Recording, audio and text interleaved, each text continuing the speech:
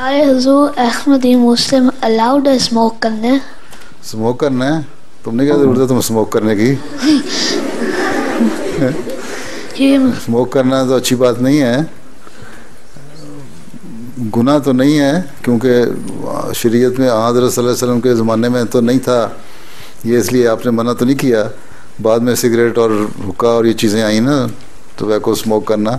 लेकिन हज़रत मसीह अलैहिस्सलाम ने ये भी फरमाया है एक जगह कि अगर ये हाँ हज़रत सल्लल्लाहु अलैहि वसल्लम के ज़माने में होता तो शायद आप इसको मना कर देते कि ना पिया करें।